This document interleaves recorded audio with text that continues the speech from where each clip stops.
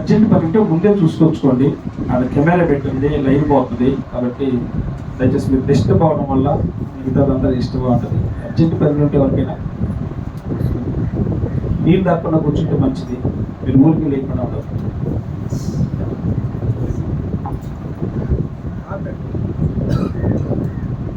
ప్రభు నామంలో అందరికీ వందనాలు. దేవుని మహాకృపను బట్టి మీ దగ్గరికి వచ్చి కొన్ని మాటలు చెప్పడానికి దేవుడు కృప చూపినందుకు దేవుని స్తుతిస్తూ ఉన్నాను.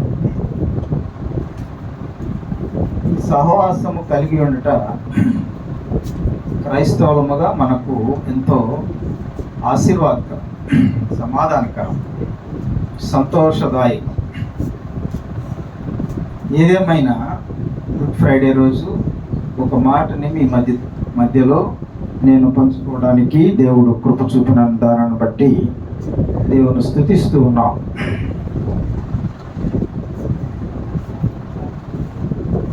వాక్యాన్ని చదువుకున్నాం.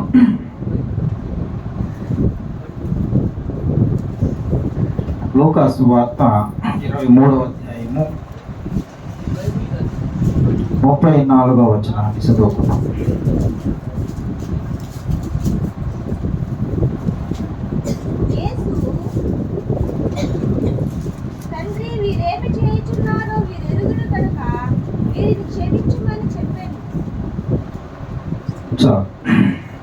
యేసు తండ్రి వీరేమి చేయుచున్నారో వీరు ఎరుగురు కనుక వీరిని క్షమించమని చెప్పారు.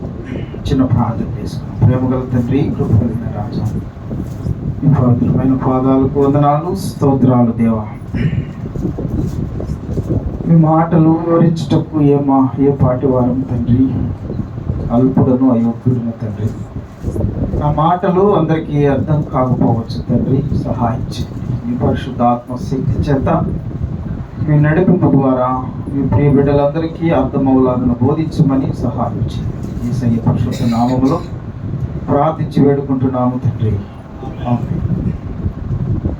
ప్రియులారా, ఈ మాటలో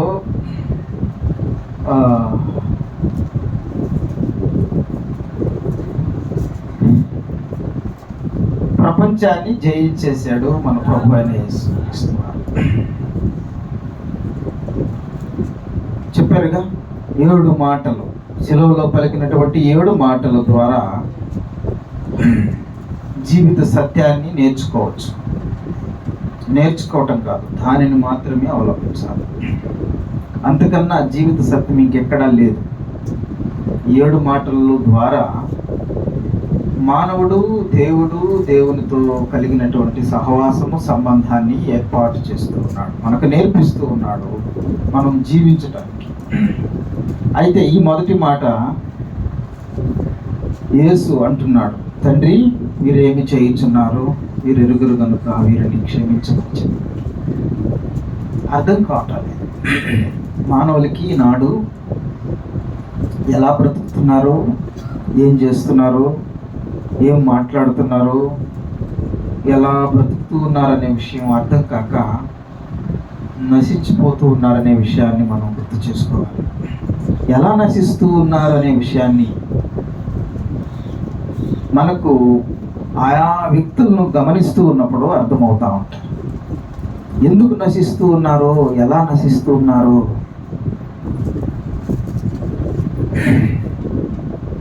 యేసు ప్రభు సమయం తీసుకోకూడదు, కానీ ఒక మాటను మాత్రమే నేను జ్ఞాపకం చేయాలి. పౌలు గారు ఒక మాట అంటాడు చూడండి. పౌలే కాదు, చూడండి ఒక మాట చదువుకుందాం. 3వ అధ్యాయంలో అపోస్తల కార్యములు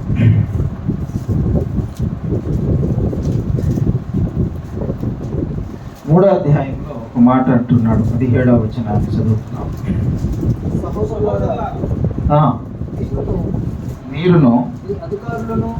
మీరును మీ అధికారులను తెలియక చేస్తారని నాకు తెలియను. అయితే దేవుడు తన క్రీస్తు శ్రమపడునని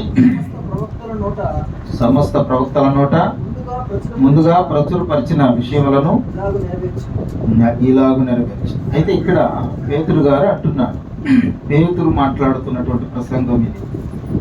సహోదరులారా, మీరును మీ అధికారులను తెలియక చేసిద్దరనే నాకు తెలియక చేశారు.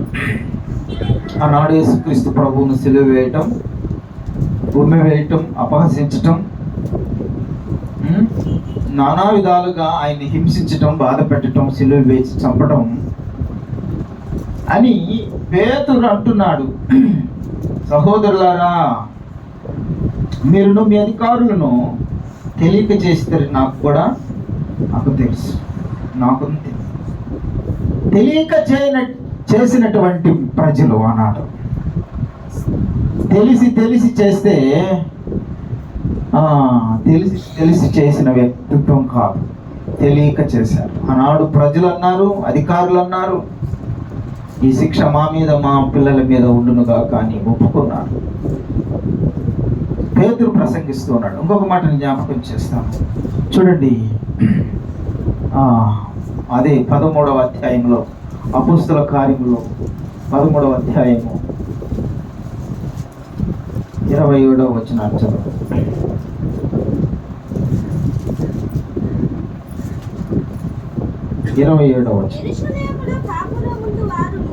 యెరూషలేములో కాపురముండు వారును వారు అధికారులను ఆయననైనను ప్రతి విశ్రాంతి దినమున చదవబడుచున్న ప్రవక్తల వచనములనైనను గ్రహింపక ఆయనకు శిక్ష విధించుట చేత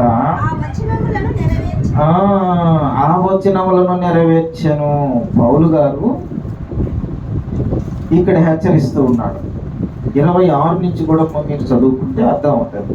అబ్రహాము వంశస్థులారా, దేవునికి భయపడేవారులారా, ఈ రక్షణ వాక్యము మన యొద్దకు పంపబడి ఉన్నది. యెరూషలేములో కాపురముండు వారును వారి అధికారులను ఆయనను ప్రతి విశ్రాంతి దినమున చదవబడుచున్న ప్రవక్తల వచనములనైనను గ్రహింపక ఆయనకు శిక్ష విధించుట చేత ఆ వచనములను నెరవేర్చిరి. ప్రతి వారం చర్చికి వెళ్తూ ఉన్నారు, ప్రతి వారం వచనాలు చదువుతూ ఉన్నారు, ప్రతి వారము ఆరాధన చేస్తూ ఉన్నారు. కానీ దేవుడు ఎవరో, దేవుడు ఎలాగా ఉన్నాడో, ఆయన ప్రవచన గ్రహింపు ఎలా ఉందో ఆనాడు ఈ యొక్క ప్రవక్తలు, ఈ అధికారులు, ఈ ప్రజలు గ్రహించలేక ప్రవచనాల నెరవేర్పును అలాగున జరిగింది. గ్రహిస్తూ ఉన్నారు, వస్తానే ఉన్నారు, వారం వస్తానే ఉన్నారు. కానీ దేవుని యొక్క ప్రేమ ఏంటో అర్థం కావటం లేదు. అర్థం కాక అవిశ్వాసంతో, అల్ప విశ్వాసంతో సిలువ వేసేసారు. ఈనాడు కూడా అదే క్రమం జరుగుతూ ఉన్నదేమో ఒకసారి జ్ఞాపకం చేసుకోవచ్చు. ఈనాడు కూడా అదే విధముగా జరుగుతూ ఉన్నదేమో. ఇందాక ప్రార్థనలో ఒక మాట, 33 సంవత్సరాల యవ్వనస్తుడు ఆ వీధులలో అల్లాడిపోతూ ఉన్నాడు ప్రపంచాన్ని రక్షించటానికి. యేసు రక్తం ప్రతి పాపాల నుంచి కడగవేసేదానికి ఆయన బాధ, అల్లాడినటువంటి బాధ అంతా ఇంత కాదు. ఆ నిండు టెండలో ఆ యవ్వన రక్తాన్ని చిందిస్తూ ఉంటే ఆయన అర్థం చేసుకున్న వారికి మాత్రమే ఆ ప్రేమ అర్థమవుతుంది. ఈ నశించిపోయే ఈ ఆత్మలు, నేను కష్టపడకపోతే, నేను బాధపడకపోతే, నేను ఈ సిలువ రక్తాన్ని కార్చకపోతే వారిని ఎవరు రక్షిస్తారు? ఎవరు కూడా రక్షించారు. నేనే సృష్టించాను, నేనే పెంచాను. వారు బలహీనైపోయారు, భక్తిహీనైపోయారు, దేవునికి దూరస్తులైపోయారు. వారిని రక్షించడానికి నేనే వచ్చాను. నేనే బాధపడకపోతే ఎలా అని ఆయన ప్రేమను ప్రకటించి, ఆయన ప్రేమను కుమ్మరించి, రక్తాన్ని చిందించినటువంటి వ్యక్తి. అందుకనే అంటున్నాడు, వీళ్ళు ఏం చేస్తున్నారు, వీళ్ళకి తెలియడం లేదు, వీళ్ళకి తెలియడం లేదు ప్రభువా అంటున్నాడు. మీకు తెలియదు అంటాడు. ఇంకో మాట మనం జ్ఞాపకం చేసుకోవచ్చు. పౌలు గారు ఇంకొక మాట అంటాడు, తిమోతికి రాస్తూ ఒక మాట, 1 తిమోతి 1వ అధ్యాయంలో 1 తిమోతి 1వ అధ్యాయంలో 12-13 వచనాలు. పూర్వము దోషకుడను హింసకుడును హానికరుడునైన నన్ను తన పరిచర్యకు నియమించి నమ్మకమైన వానిగా ఎంచినందుకు నన్ను బలపరిచిన మన ప్రభు అయిన క్రీస్తు యేసుకు కృతజ్ఞుడినై ఉన్నాను. చదువు. తెలియక అవిశ్వాసము వలన చేసి తిని కనుక కనికరింపబడింది. నా ప్రియ సహోదరులారా, మీరు ఏం చేస్తున్నారో మీకు తెలియదు కనుక ఆయన ఆ రోజు బాధపడ్డాడు, శిక్షింపబడ్డాడు, ఎంత అవమానానికైనా భరించాడు. మీకోసం ప్రాణం పెట్టాడు, మనందరి కోసం ప్రాణం పెట్టాడు. నీకు తెలియడం లేదు. నువ్వు కూడా ఈనాడు ఎలా బ్రతుకుతున్నావో నీకు అర్థం కావటం లేదు. ఎక్కడ అర్థం కావడం లేదు, ఏ విధంగా అర్థం చేసుకోలేకపోతూ ఉన్నావు, క్రీస్తు కొరకు బ్రతుకుతూ ఉన్నావా లేదా అనే విషయాన్ని గుర్తు చేసుకోవాల్సిన వారమై ఇంకొక 2 మాటలు జ్ఞాపకం చేస్తాను. ఇక్కడ అంటున్నాడు పౌలు గారు, నేను హింసకుడును దోషకుడును హానికరుడును, నన్ను తన పరిచర్యకు నియమించి నమ్మకమైన వానిగా ఎంచినందుకు నన్ను బలపరిచిన ప్రభువైన యేసుక్రీస్తునకు కృతజ్ఞుడనై ఉన్నాను. తెలియక విశ్వాసము వలన నేను చేశాను కాబట్టి నన్ను కనికరించాడు. ఆనాడు ప్రవక్తలు గ్రహించలేకపోయారు, ప్రజలు గ్రహించలేకపోయారు, అధికారులు గ్రహించలేకపోయారు.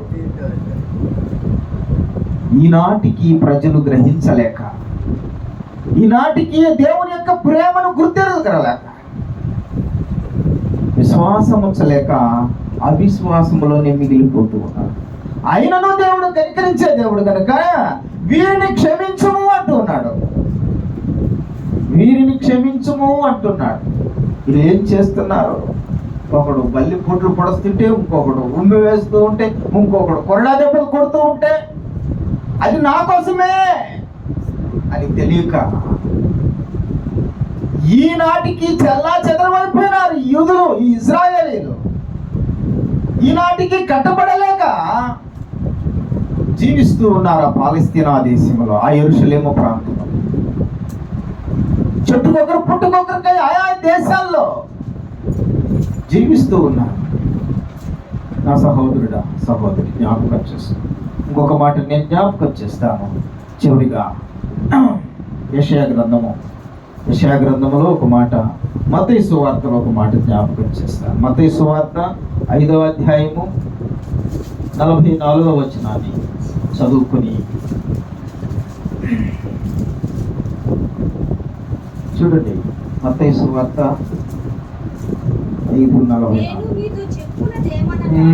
నేను మీతో చెప్పున్నదేమనగా,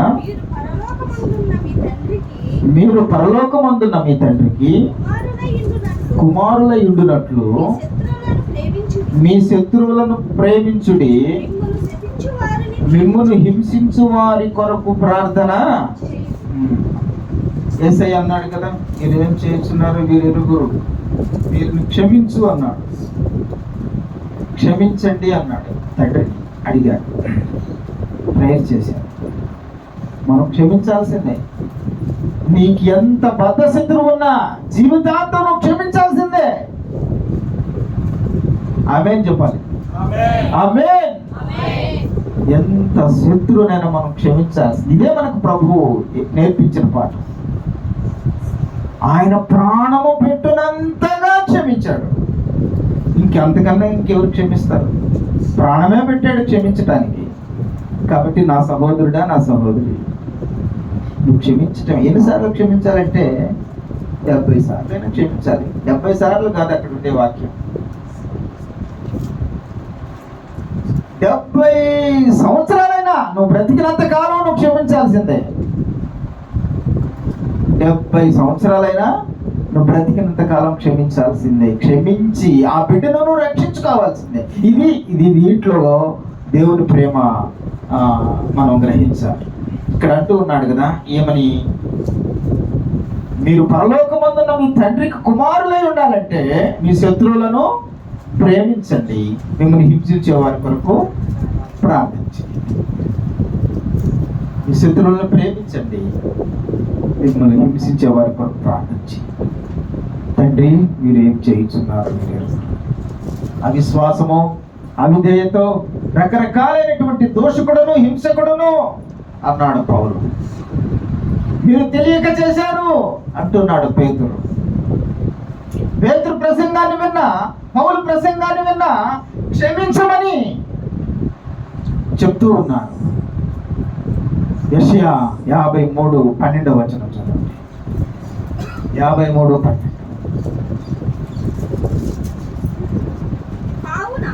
కావున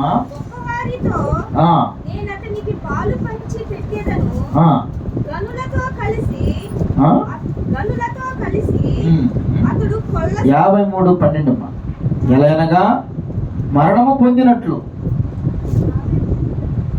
53:12 ఎలాగనగా మరణము పొందినట్లు అతడు తన ప్రాణమును ధారపోసెను. అతిక్రమము చేయువారిలో ఎంచబడిన వాడాయను. అనేకుల పాపమును భరించుచు తిరుగుబాటు చేసిన వారిని గూర్చి విజ్ఞాపనము చేసెను. కావున గొప్పవారితో నేను అతనికి పాలు పంచి పెట్టేదను, గనులతో కలిసి అతడు.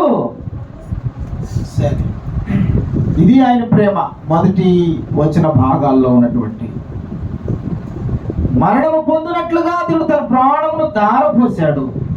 అతిక్రమం చేయవారిలో ఎంచబడిన వాడాయను. అనేకుల పాపమును భరించుచు తిరుగుబాటు చేసిన వారిని గురించి విజ్ఞాపన చేశాను. సంఘములో, జీవితంలో, కుటుంబంలో, సమాజంలో నువ్వు క్షమించాల్సిందే. క్షమించినప్పుడే ఆ బిడ్డను రక్షించబడతావు. ఇదే మనకు చివరిగా దేవుడు నేర్పించినటువంటి పాఠం. కాబట్టి వీరేమి చేయుచున్నారో వీరికి తెలియడం లేదు. ప్రభువా, వీరిని క్షమించుము అనే మాటను మనం జ్ఞాపకం చేసుకొని, గుర్తు చేసుకొని, ప్రార్థన చేసుకొని, ఆ ప్రార్థన విజ్ఞాపనలను మన జీవితంలో, సమాజంలో దేవుని సత్య సువార్తను ప్రకటించే విషయంలో మన సాక్ష్య జీవితంలో ముందుకు సాగిపోవాలని దేవుడు హెచ్చరిస్తూ ఉన్నాడు. దేవుడి వాక్యాన్ని దీవించి ఆశీర్వదించుగాక.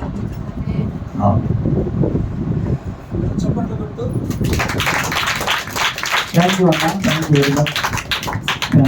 థ్యాంక్ యూ అన్న. అగాధ సముద్ర